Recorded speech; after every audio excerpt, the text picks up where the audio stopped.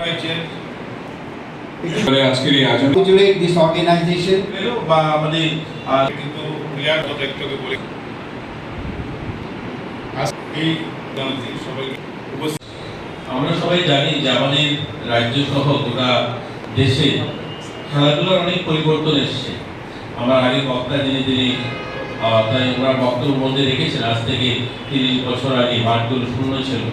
30 বছর আগে নয়, আমরা আজ থেকে 8-10 বছর 15 বছর আগেও যখন বড় কোনো টুর্নামেন্ট হতো তখন আমরা যখন টিভির পর্দায় বসে দেখতাম, সেটা এশিয়ান গেমসে হোক আর অলিম্পিক হোক, সেখানে আমরা দেখতাম উগান্ডা, নাইজেরিয়া, কেনিয়া, ওই সমস্ত ছোট ছোট দেশগুলো আমাদের থেকে মেডেল সংখ্যা বেশি থাকতো।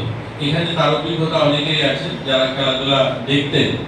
আমরা দেখতাম আমাদের থেকে বেশি ওই ছোট দেশ উগান্ডা তারও মেডেল জিতে নিয়েছে। আমাদের পাইলটরা ওই 100 নিচে থাকতো। 100টা দেশ দেখার পরে একদম নিচের সংখ্যাটায় আমরা দাঁড়িয়ে থাকতাম। এটা ছিল আমাদের ভারতের খেলাধুলার চিত্র। এটা পরিবর্তন এসছে। এটা আমরা যদি দেখি 2023 সালে যখন এশিয়ান গেমস হলো, আমরা 100টা মেডেল জিতলাম।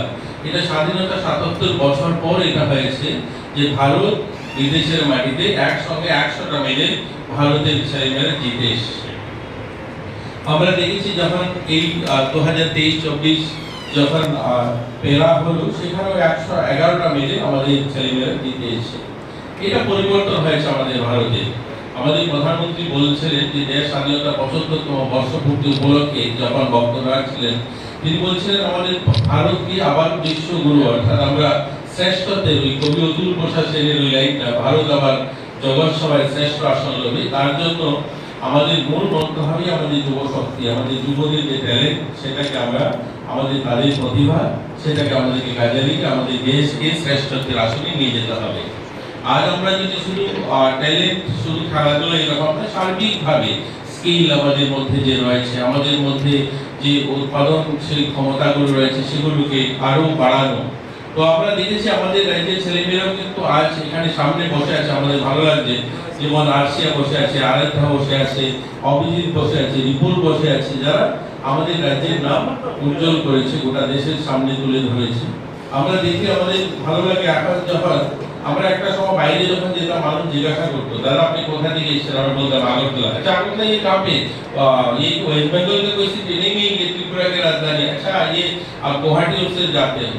এখন কিন্তু এরকম জিজ্ঞাসা করে না। এখন আমরা বাইরে গিয়ে জিজ্ঞাসা করি, আচ্ছা আপকা দীপাঙ্কর প্রকার जहाँ से आते हैं वहाँ आपके हैं। আমাদের সত্যি আমাদের ভালো লাগে যে আমাদের এই যুব, আমাদের এই ইয়ং ছেলেমেয়েদের দ্বারা আমাদের পরিচিতিও উজ্জ্বল হচ্ছে আমাদের রাজ্যে।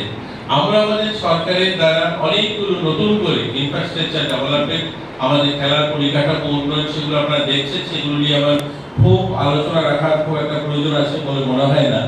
ইতিমধ্যে আমরা এই 5-6 বছর অনেক কিছু পরিবর্তন আমাদের রাজ্যে আমরা করতে পেরেছি।